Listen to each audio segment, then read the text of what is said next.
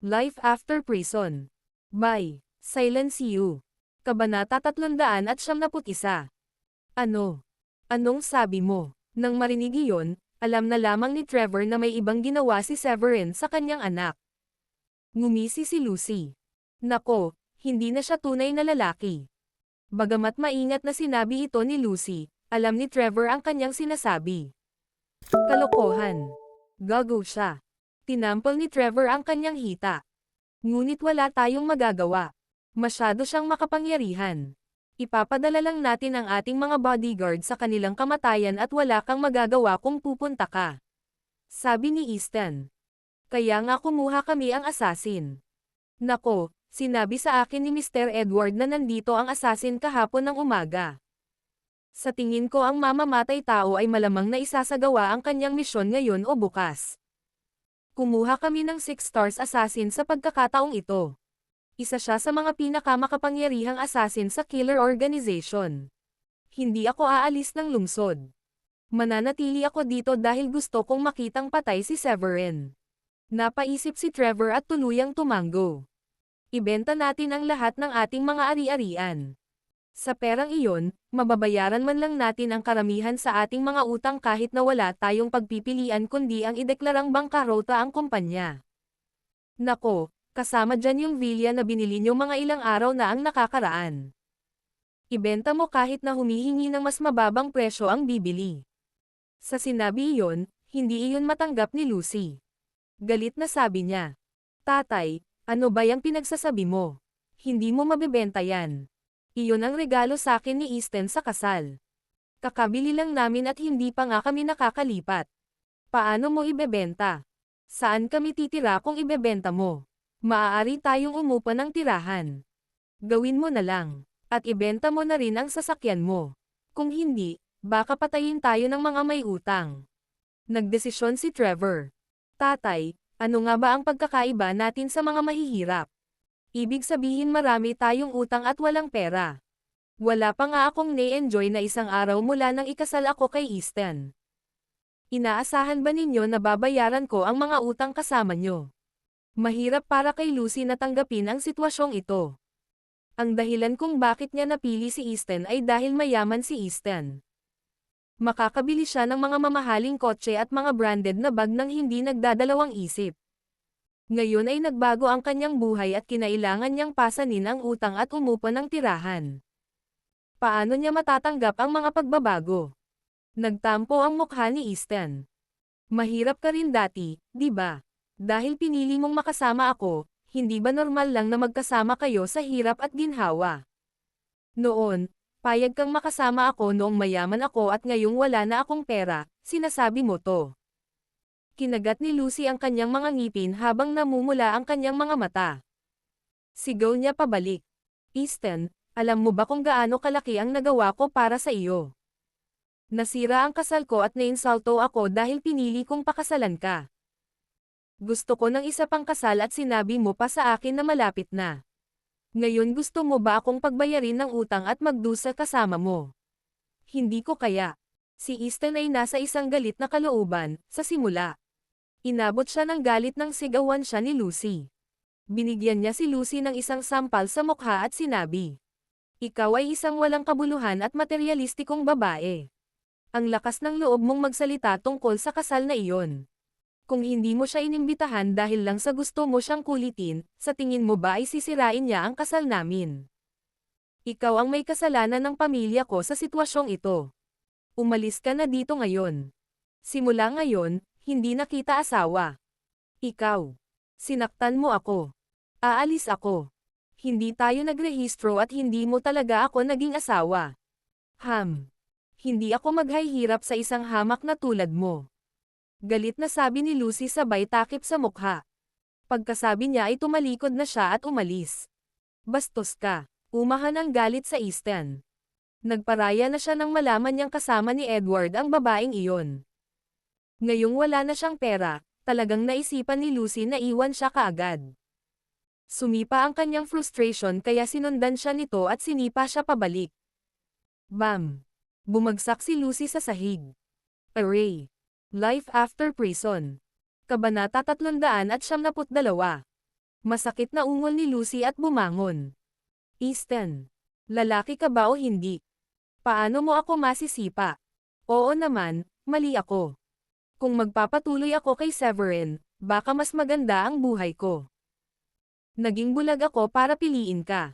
Sayang lang mahirap ka pero tinatamaan mo ako ngayon. Galit na pinandilatan siya ni Easton at nagngangalit ang mga ngipin. Umalis ka na dito bago ko pa kumbansihin ang sarili ko na patayin ka. Akin ang villa at ang sasakyan sa garahe. Huwag mo nang isipin na kunin sila. Ikaw. Noong una, naisipan ni Lucy na dalhin ang sasakyan dahil medyo may halaga ang sasakyan. Nang marinig iyon, halos malagutan siya ng hininga sa sobrang galit. Sa huli, kinuha niya ang susi sa kanyang pitaka at inihagis sa sahig. Bata ako at maganda. At wala akong pakialam sa mapahamak mong sasakyan. Madali akong makakahanap ng mas mabuting lalaki kaysa sa iyo. Pagkatapos noon, wala na siyang sinabi pa at umalis na. Gayunpaman, patuloy siyang lumingon sa likod habang naglalakad siya patungo sa pintuan dahil natatakot siyang sipin siya muli ni Easton. Mr. Trevor, mayroon akong masamang balita. Ilang sandali pagkaalis ni Lucy, tumakbo ang mayordoma ng lock. Mapait na ngumiti si Trevor. Sa puntong ito, kumalma na siya. Alam ko, masisira na tayo. Magbenta ng kahit ano na maaari nating ibenta. Gago, ang mga Horsfield. Umalis lang sila nang walang sinasabi. Sigurado akong nailipat na nila ang lahat ng pera nila bago sila umalis.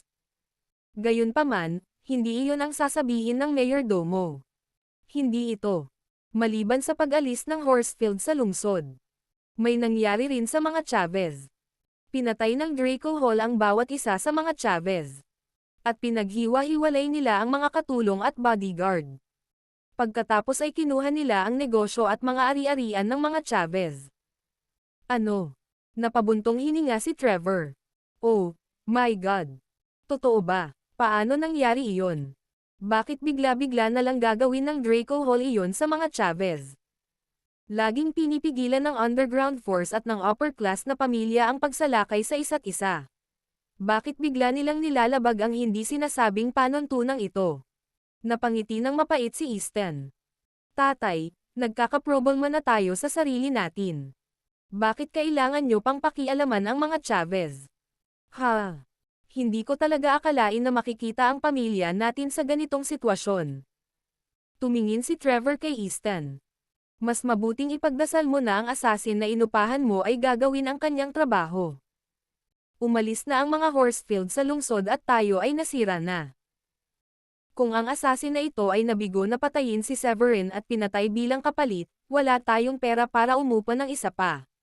Nang marinig iyon, napaawang ang bibig ni Easton.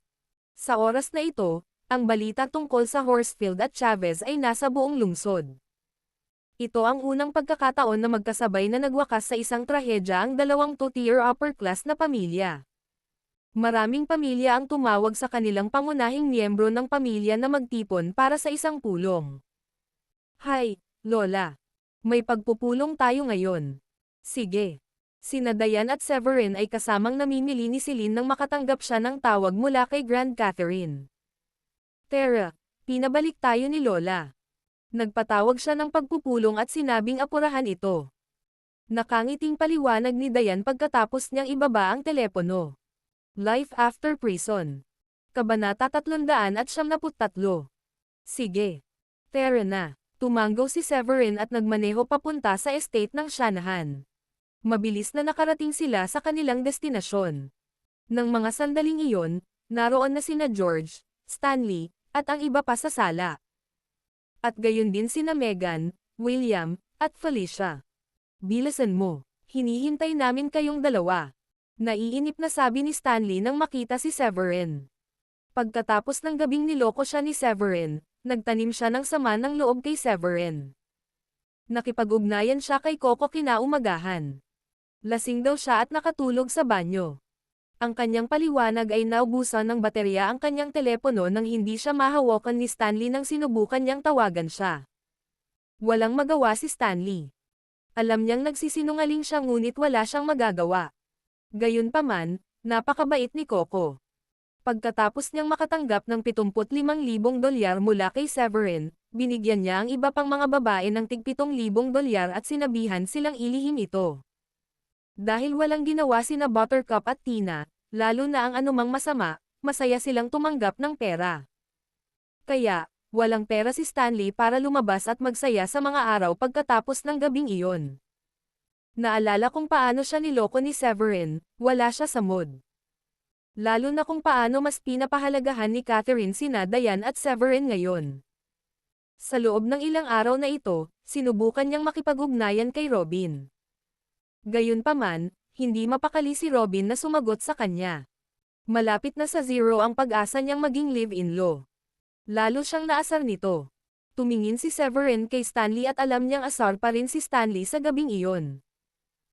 Hindi siya mapakali sa pakikitungo sa kanya at sinabi kay Catherine, "Lola, pasensya na po kung na-late ako at pinaghintay kami ng lahat. Kanina lang po kami namimili at medyo malayo dito." Kinawian ni Catherine ang kamay niya. "Maupo ka, may mga upuan doon. Kanina lang sila nandito. Walang pagmamadali." Tumanggaw si Severin at dinala sina Diane at Celine sa bakanteng upuan para maupo. Pagkaupo ni Severin, napagtanto niyang malapit sa harapan ang inuupuan nila. Malinaw, ipinakita nito ang kanilang katayuan sa pamilya. "Inipon ko ang lahat ng tao dito ngayon para sabihin sa inyo ang dalawang balita." Ngumiti si Catherine. Ang unang balita ay ang mga pamilyang may mataas na uri ay nagsama-sama upang salakayin ang Horsfields. Sa paglahok ng Brookbourne Mansion at ng iba pang mga negosyante, ang Horsfields ay sira na ngayon. Ang pinuno ng Horsfield at Edward ay umalis sa lungsod kasama ang natitirang pera. Nang marinig iyon, hindi napigilan ni Diane at tumingin kay Severin. Kahapon ng umaga, sinabihan siya ni Severin na wakasan ang pakikipagsosyo sa Horsfield. Sa hitsura nito, malamang alam na niya ang nangyayari. Ngumiti ulit si Catherine. "Ngunit alam kong tinapos na ng pamilya natin ang partnership natin sa kanila kanina at nakahanap ng bagong business partners. Marami pang negosyante ang nakatuklas na ngayon ng potensyal namin at naghahangad na makipagtulungan sa atin. Kaya naman, wala tayong naranasan na malaking pagkalugi. Natapos din kahapon ang nag-iisang proyekto natin sa kanila." Sa puntong ito, huminto siya at tumingin kay Diane. "Diane, parang alam mong may mangyayari sa Horsfield. Life after prison." Kabanata 374. Napatingin ang lahat kay Diane. Nagulat sila na talagang may kakayahan si Diane na mahulaan ito. Napangiti si Diane. "Si Severin ang nagsabi sa akin. Mabuti siyang kaibigan ni Miss Robin. Sa tingin ko nasabi na niya sa kanya ng maaga." Nang marinig iyon, nasyahang tumanggo si Catherine. "Mabuti. Mabuti iyon. Mas maganda kung malapit ka sa Ballards." Ngumiti ng mahina si Severin. "Hindi lang kami malapit ngayon ng Ballards. Ang kailangan ko lang gawin ay tumawag. Susugod na agad sila ni Mr. Zachariah dito ngayon." "Nagbibiro ka ba?" Binigyan ni Stanley si Severin ng masamang tingin. Sabi niya, "Sa tingin mo ba ganon kakalakas dahil lang pinuri ka ni Lola? Siguro masyadong bulag si Miss Robin para mahalin ka at mapanatili ang malapit na relasyon sa iyo. Pero sinasangayunan ka ba ni Mr. Zachariah? Sa tingin mo ba karapat-dapat kang makasama si Miss Robin? Masyadong malaki ang pinagkaiba niyong dalawa. Hindi pa banggitin, minsan ka nang nadala sa kulungan. Ito ay hindi maganda tungkol dito, tama ba?" Ngumisi si Severin. "Oh well. Kahit papaano si Miss Robin ang may gusto sa akin. Kahit papaano, mas maganda ako kaysa sa isang taong sumusubok na asarin siya sa makapal niyang mukha. Buti na lang hindi siya pinansin ni Miss Robin." "Ikaw. Anong kalokohan ang sinasabi mo? Hindi ko ginawa iyon." Bigla na lang napahiya si Stanley at nagsalita siya pabalik. Napangisi si Severin. "O talaga? Kaninang umaga, nagreklamo si Miss Robin sa akin. Sinabi niya sa akin na ang isang lalaki na tinatawag na Stanley ay patuloy na nang-aasar sa kanya. Nagtatanong sa kanya kung gising siya sa umaga at nakatulog na ba siya sa gabi. Sinabi niya sa akin na aayain niya siyang kumain ng tanghalian at bibili ng bag para sa kanya. Siguro kung ikaw ba ang tinutukoy niya." Ikaw. Galit na nagngangalit ang mga ngipin ni Stanley. Hindi niya inaasahan na hindi siya papansinin ni Miss Robin ngunit sinabi niya kay Severin ang lahat. Sige, sige. Iyan lang ang masasabi ko tungkol sa Horsfield. Ang susunod kong pag-uusapan ay tungkol sa mga Chavez. Nagpatuloy si Catherine. Walang nakakaalam ng dahilan. Kahapon ay pinatay ng Draco Hall ang bawat miyembro ng Chavezes.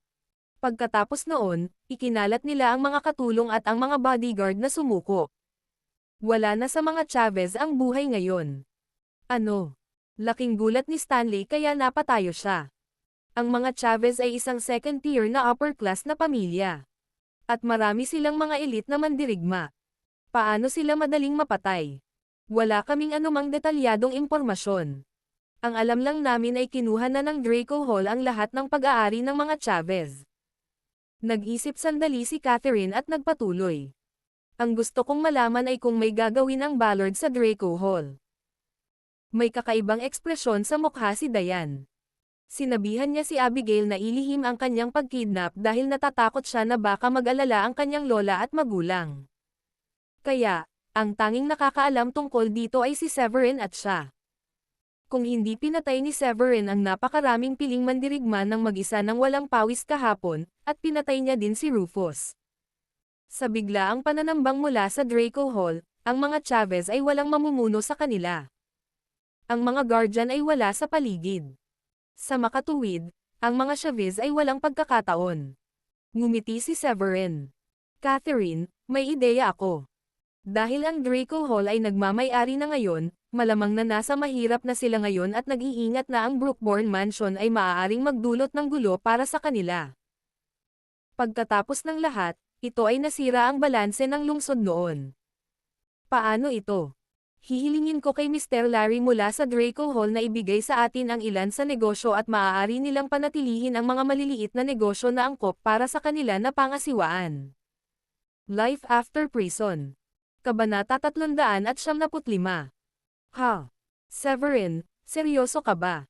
Sa tingin mo ba ibibigay nila sa'yo yan? Sa panaginip mo. Napangisi si Stanley nang marinig iyon. Walang paraan sa tamang pag-iisip ng sino man na ang mga tao mula sa Draco Hall ay magbibigay ng bahagi ng negosyo ni Chavez sa kanilang pamilya. Isang bagay na tanga lang ang gagawa. Pati si George ay nanunuya. Ha? May mga tao talagang gustong-gustong nasa panaginip nila. Imposible lang. Kung ito ay magkatotoo, matutuwa akong sampilan ang sarili ko ng ilang beses. O baka tumakbo ng hubot-hubad sa lugar na ito. Narinig iyon ni Severin at tumawa. George, ikaw ang padre de pamilya at hindi ka dapat nagbibiro. Sa tingin mo ba ay nararapat na sabihin mo ang mga bagay na iyon? Kung hindi mo ito magagawa, ito ay magiging lubhang nakakahiya. Hindi inaasahan ni George na kakausapin siya ni Severin sa ganoong paraan. Ha?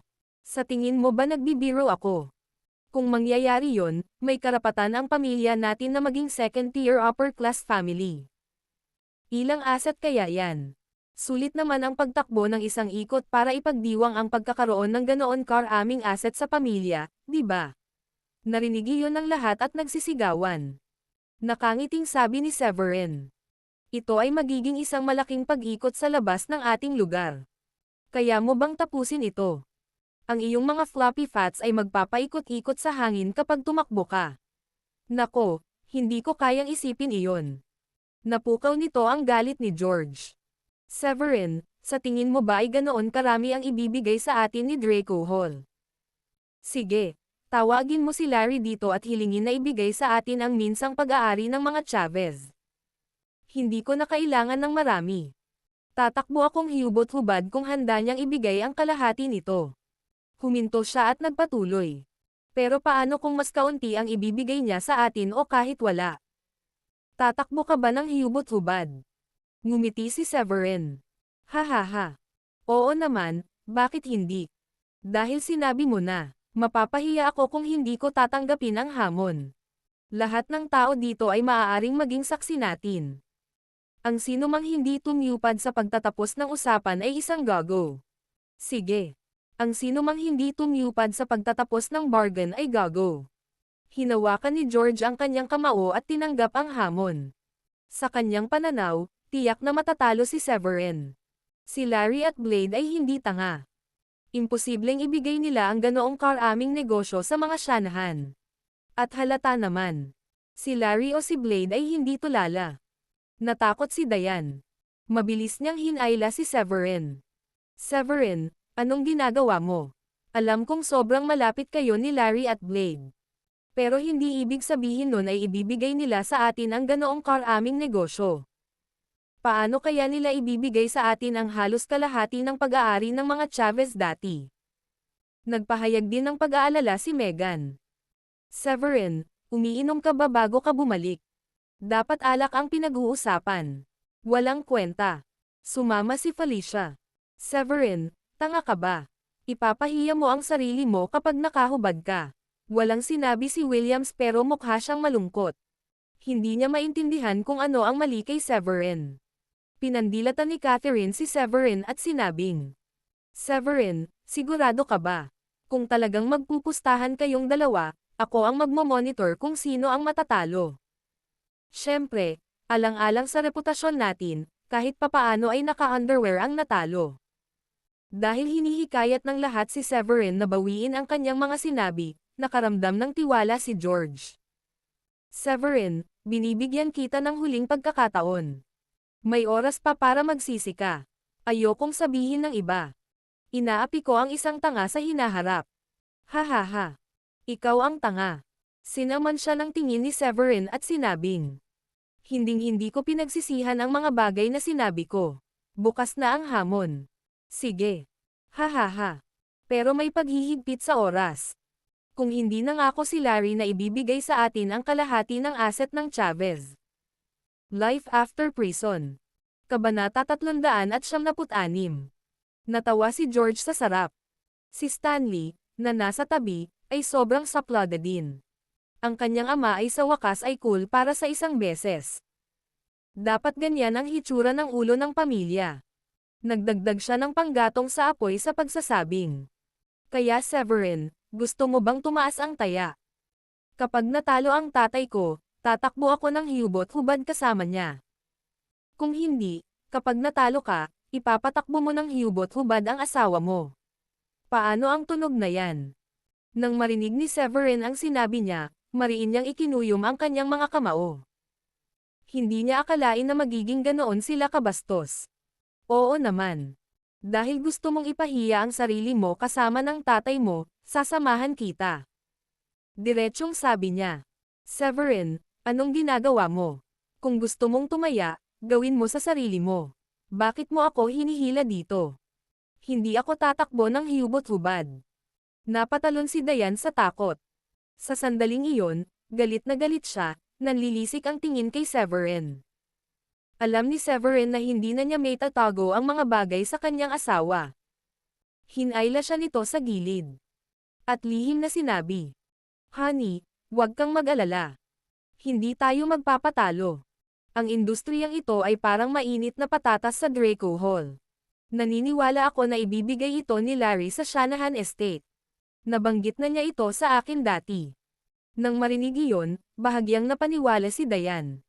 Seryoso ka ba? Bakit ako magsisinungaling sa iyo? Asawa kita. Kung hindi ako 100% sigurado, bakit ko ipagsapalaran ang pagtakbo mong hubot-hubad? Saad ni Severin.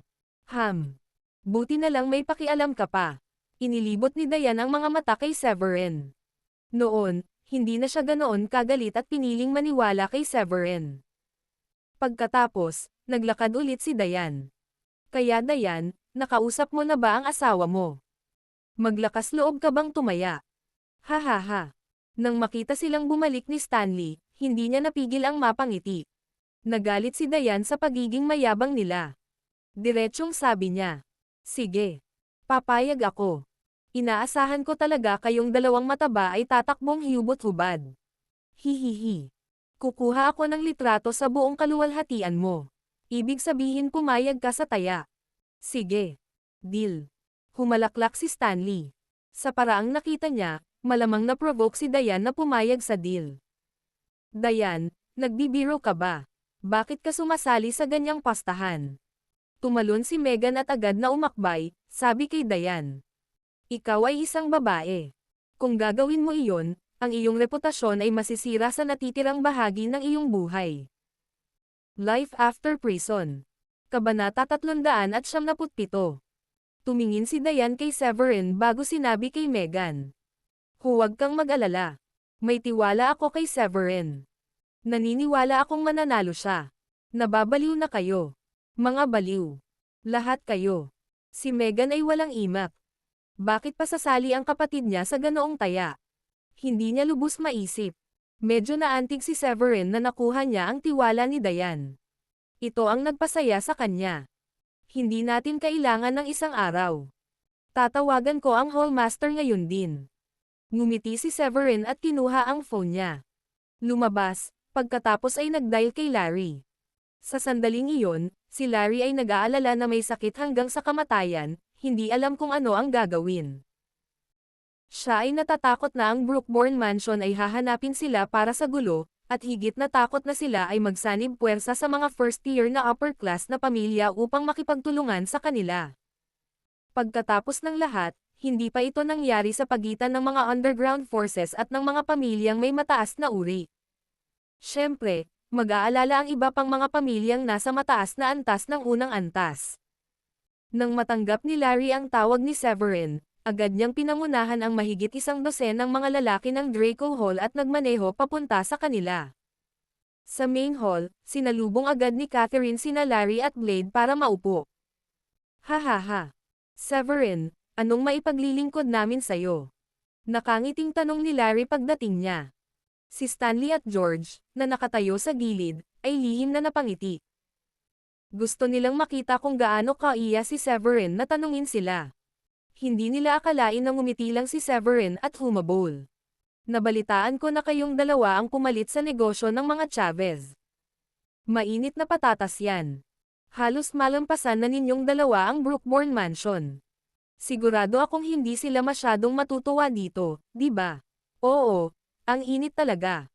Kumunat ang noo ni Blade sa kapansamantalang nagtanong kay Severin. Nagtataka ako kung mayroon kang anumang mga solusyon. Maraming malalakas na tao sa Brookbourne Mansion. Bagamat kinuha na namin ang negosyo ng mga Chavez, hindi kami ganap na kalaban para sa kanila. Ngumiti si Severin. Mayroon akong solusyon, ibig sabihin, ibigay ang karamihan sa mga negosyo sa amin ng mga Shanahan. Sa ganoong paraan, hindi ka magkakaroon ng mainit na patatas sa iyong mga kamay. Ang kailangan mo lang ay kumuha ng angkop na bilang ng mga negosyo. Sa palagay ko ay hindi mo magagawang pamahalaan ang iba. Walang imak ang karamihan. Hindi nila akalain na si Severin ay magiging diretso at walang kahihiyang ipahayag ang kanyang mga saloobin. Hindi ba siya natatakot na mapalala sina Larry at Blade at sirain nila ang mga Shanahan? Nagulat si Catherine. Akala niya ay mataktikang susuriin ni Severin ang problema sa kanila. Hindi niya akalain na magiging ganito siya kadirekta. Walang pagkakaiba sa pagitan ng direktang paghingi sa kanila ng pera. Higit pa rito, ang mga negosyo na hindi nila kayang pamahalaan, maaari lamang nilang ibenta. Ito ay nagkakahalaga ng marami. Hindi sila tanga. Agad niyang sabi kay Severin. Severin, anong kalokohan ang pinagsasabi mo? Itigil mo na ngahan. Baka marami silang negosyo, pero kung hindi nila kayang pamahalaan ang mga ito, maaari silang kumuha ng mga tao para pamahalaan ang mga negosyo para sa kanila. Kung hindi nila magawa, maaari pa rin nilang ibenta. Tapos, ngumiti si Catherine kay Larry at sinabing, Master Larry, huwag mong pansinin si Severin. Nagbibiro lang siya. Yun ang paborito niyang gawin. Gayunpaman, bahagyang natigilan si Larry, pagkatapos ay kumikinang ang kanyang mga mata. Sabi niya, iyan ay isang mahusay na solusyon. Tapos na. Titingnan ko, ang mga Chavez ay may ilang mga swimming pool at ilang mga spa. Itatago namin ang mga ito, ang iba, ibibigay namin sa iyo. Ano? Napabuntong hininga ang mga Shanahan nang marinig ang sinabi ni Larry. Paano naging posible iyon? Itatago lang nila ang halos 10% ng mga negosyo ng mga Chavez sa kanilang sarili at ibibigay ang natitira sa kanila. Imposible yan. Life After Prison. Kabanata 378. Tuluyan nang ang natulala sina Stanley at George. Nagtaka pa sila kung nagkamali sila ng narinig. Maliban na lang kung biglang naging tulala sina Larry at Blade sa loob ng isang gabi. Saglit na nag-isip si Larry bago sinasadyang magpaliwanag. Tama si Severin. Ang mga nasa kamay ko ay tunay na parang mainit na patatas, kaya ang pagbibigay nito sa mga Shanahan ay ang pinakamagandang opsyon. Isa pa, siya at ako ay mabubuting magkapatid. Ginamo pa nga niya ang aking ina noon. Hindi naman masyadong mahalaga sa akin ang pera, kaya naayos na ito. Ano sa palagay ninyo? Sa pagtingin sa naguguluhan na ekspresyon ni Catherine, naramdaman ni Larry na medyo mahina pa rin ang palusot niya.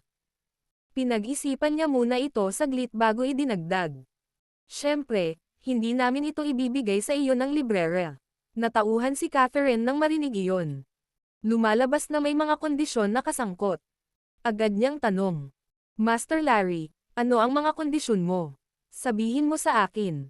Mula ngayon, bawat taon kailangan mong magbigay ng ulat sa pananalapi sa amin at hatiin ang 30% ng mga kita sa amin. Hindi mo masasabi kahit kanino ang tungkol dito. Ikaw ang mamamahala sa negosyo, ngunit makakakuha kami ng 30% ng mga kita. Sa tingin ko ito ay isang magandang deal. Nakangiting sabi ni Larry. Walang problema. Agad naman itong sinang-ayunan ni Catherine. Masyadong malaki ang halaga ng mga negosyo. Kailangan lang nilang ibahagi ang 30% ng mga kita. Nangangahulugan ito na tumanggap sila ng 70% ng mga kita mula sa manipis na hangin. Ito ay halos librere kahit na ang mga Shanahan ay nakatanggap ng 30% ng mga kita. Ito ay magiging isang mahusay na deal, lalo na ang pagtanggap ng 70%. Hahaha. Kung gayon, ito ay isang deal. Humalaklak si Larry at lihim na pinuri ang sarili dahil sa mabilis nitong pagpapatawa. Sa kanya, hindi mahalaga, kung tutuusin, kay Severin ang lahat. Ang pagbibigay ng negosyo sa mga Shanahan ay kapareho ng pagbibigay nito kay Severin. Kahit papaano, sa ganoong paraan, kung nalaman ito ng mga Ballard, wala silang gagawin sa kanila. Bukod dito, kung hahawakan nila ang mga negosyo, kahit na hindi dumating ang mga Ballard na naghahanap ng gulo, kailangan pa rin nilang ibigay ang ilan sa mga negosyo bilang handog sa kapayapaan. Mas mainam na ibigay ang mga ito sa mga Shanahan. Miss Diane, bakit hindi mo ipadala ang iyong mga tauhan para humawak sa pagkuha? Maliban sa ilang negosyo na gusto naming panatilihin, ang iba ay ibibigay sa iyo. Ipapasa ko kay Blade ang aking mga tagubilin para sa inyo na lahat ang pumalit. Sige. Oo naman. Huwag kang mag-alala. Aayusin namin ito ng maayos at gagawing mas kumikita. Masayang tumango si Diane. Napaisip siya saglit bago nagsalita. Master Larry, kung librere ka ngayong gabi, bakit hindi mo kami samahan sa hapunan bilang pagdiriwang ng ating pagtutulungan? Sandaling nag-isip si Larry bago magalang na tumango. Sa kasalukuyang sitwasyong ito, sa tingin ko ay hindi ito nararapat. Kung may lumabas na balita na tayo ay kumakain ng magkasama para pag-usapan ang negosyo, masama ito. Gawin natin ito sa ibang araw. Oo, tama ka. Mukhang hindi angkop ang oras na ito. Tumango si Diane bilang pagsang-ayon matapos itong pag-isipang mabuti. Maya-maya, umalis na sina Larry at Blade. Agad na inutusan ng mga Shanahan ang kanilang mga tauhan na kunin ang negosyo ng mga Chavez. Nakakamangha. Naka-jackpot tayo. Ngayon, atin na ang lahat ng negosyo. At kailangan lang nating ibigay sa kanila ang 30% ng ating kita. Labis na nasasabik ang lahat sa Shanahan. Life After Prison. Kabanata 379. Tuwang-tuwa din si Stanley. My God. Hahaha. Ibig sabihin halos makakalaban na natin ang mga first-tier upper-class na pamilya. Bagamat hindi natin sila maikukumpara sa mga second-tier na upper-class na pamilya, siguradong nangunguna tayo. Natuwa din si George. Pagkatapos ng lahat, ito ay isang mahusay na bargain. Ahem. Kayong dalawa. Huwag mong kalimutan ang pastahan natin. Tara na. Hinihintay ka naming tumakbo ng hiyubot-hubad. Tumikim si Severin at pinaalalahanan sila. Ano? Nagbibiro lang kami. Awkward na tumawa si George. Akala niya dati hindi sila matatalo. Hindi niya akalain na mangyayari ito. Ito ay tulad ng isang sorpresa, kaya natural, ayaw niyang tumakbo ng hubot-hubad kasama si Stanley. Bilang ulo ng pamilya, babalik ka ba sa iyong salita? Malamig na sabi ni Severin. Lahat ng naririto ay saksi sa sinabi mo. Masakit na talunan ba kayong dalawa?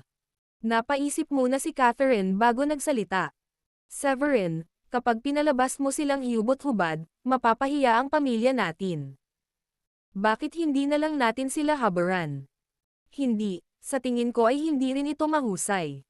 Sa palagay ko ay maaari nating bigyan sila ng isang piraso ng tela upang hayaan silang matakpan ang kanilang mga bahagi. Mariing sabi ni Severin. Sige. Gagawin natin iyan.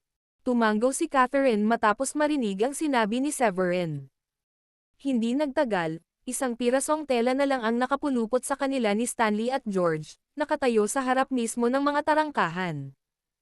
Tatay, nakakahiya kung may makakita sa atin. Hindi nasisiyahang tumingin si Stanley sa kanyang ama. Ang taya sa una ay sa pagitan lamang ng kanyang ama at ni Severin, ngunit pinilit niyang itaas ang taya, na gustong makitang pinapahiya ni Diane ang sarili. Hindi niya akalain na nag-backfire ito pagkatapos niyang kaladkarin ang sarili dito. Si George naman ay tahasan itong tinanggap. Ituturing na lang ito bilang isang pagdiriwang. Bigla tayong nakakuha ng ilang bilyong dolyar na halaga ng mga negosyo. Mayaman tayo.